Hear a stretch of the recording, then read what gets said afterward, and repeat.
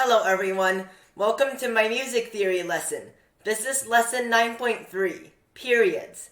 In today's lesson, I'm going to show you what a period is and the types of periods.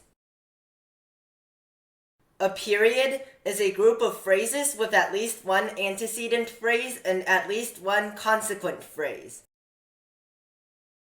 An antecedent phrase is a phrase ending in scale degree 5 in the melody and a half cadence in the harmony. A consequent phrase is a phrase ending with scale degree 1 in the melody and a perfect authentic cadence in the harmony. Periods usually contain two phrases and sometimes 3 or 4. The last phrase in a period always ends with the strongest cadence in scale degree 1 in the melody. There are 4 types of periods: parallel period, contrasting period, three-phrase period, and double period.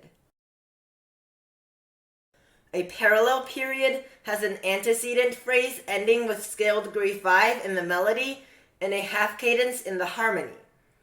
It has a consequent phrase ending with scale degree 1 in the melody and a perfect authentic cadence in the harmony.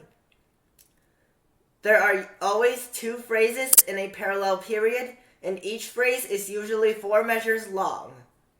The beginning of the 2 phrases, usually the first 2 measures of each phrase, must be the same or similar, but their endings have to be different.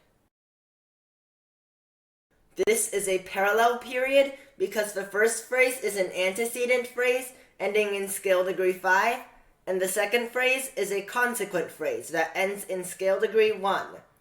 The beginning of the 2 phrases are the same, and the end is different. A contrasting period is the same as a parallel period, except that the phrases do not begin in a similar way. The example shown is a contrasting period because it has 2 phrases, one antecedent and one consequent, that both start and end differently. The first phrase of a 3-phrase period is always an antecedent phrase, and the last is always a consequent. The middle phrase can be either antecedent or consequent. The last phrase always ends with scale degree 1 in the melody and a perfect authentic cadence in the harmony. If the middle phrase ends with a half cadence in scale degree 5 in the melody, then it is an antecedent phrase.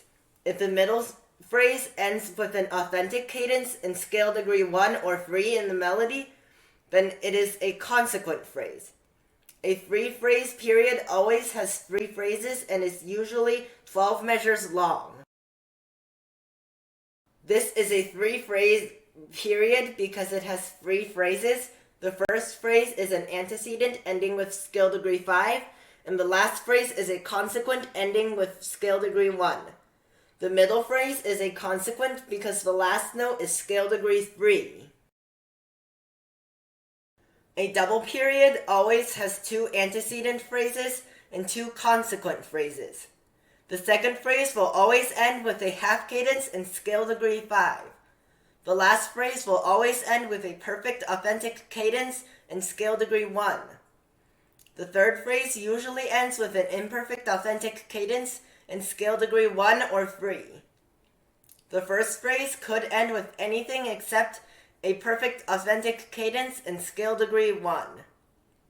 A double period always has 4 phrases and is usually 16 measures long. This is a double period because the second phrase is an antecedent ending with scale degree 5, and the last phrase is a consequent ending with scale degree 1. The first and third phrases both end with scale degree 3. You need to memorize all the types of periods and their definitions, and the best way is by practicing. Let's try it on the next slide. Type of period. Parallel. This is because the first phrase, which is the first 4 measures, ends with scale degree 5, and the second phrase, which is the last 4 measures, ends with scale degree 1. The first 2 measures of the 2 phrases are the same, and the last 2 measures are different. Type of period. There is no period. Both phrases are exactly the same, and they both end with scale degree 1.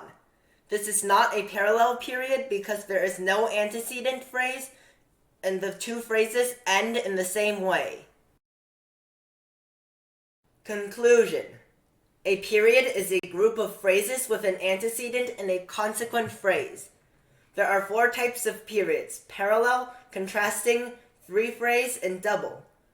For more practice, please download my music theory app. In the next lesson, we are going to talk about variation.